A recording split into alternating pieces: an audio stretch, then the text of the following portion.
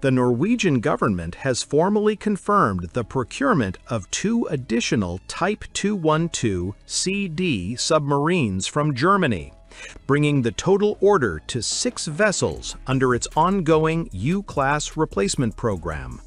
In a parallel move, the Ministry of Defense has submitted a proposal to Parliament for an expenditure of 19 billion Norwegian kroner, or approximately $1.88 billion United States dollars, to acquire precision-guided missiles with a range of up to 500 kilometers for the Norwegian Army. The announcements come amid heightened geopolitical tensions in the Arctic, driven primarily by intensified Russian military activity in the Barents Sea and the North Atlantic.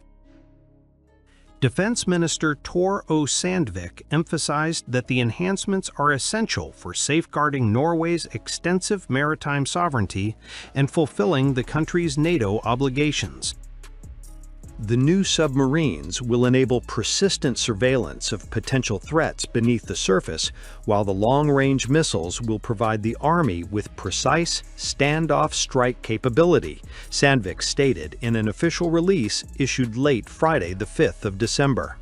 The addition of 2 submarines raises the projected total cost of the program to nearly 100 billion kroner, approximately $8.83 billion United States dollars, a sharp increase from the original 2021 estimate of 45 billion Norwegian kroner for the initial 4 boats.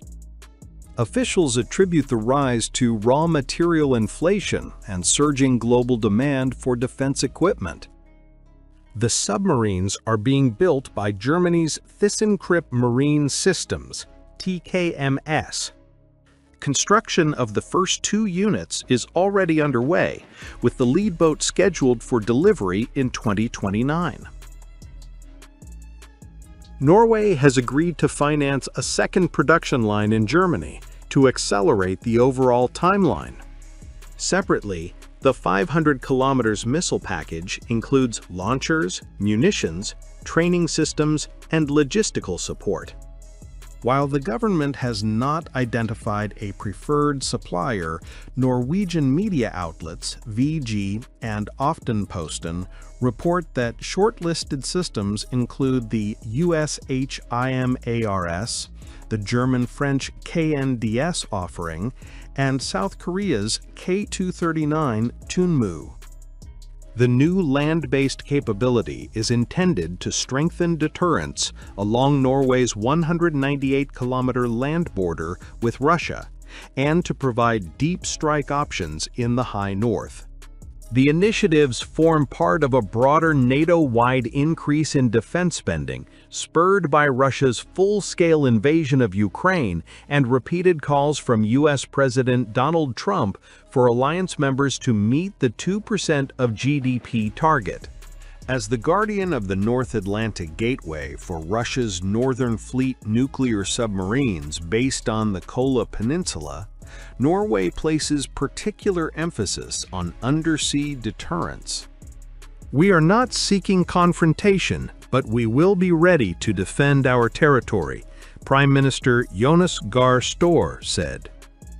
The announcements have been welcomed by NATO partners, including the United Kingdom and Poland, which recently conducted joint exercises with Norway under Exercise Aegir 25. Domestic opposition parties, however, have raised concerns about the budgetary impact amid persistent inflation.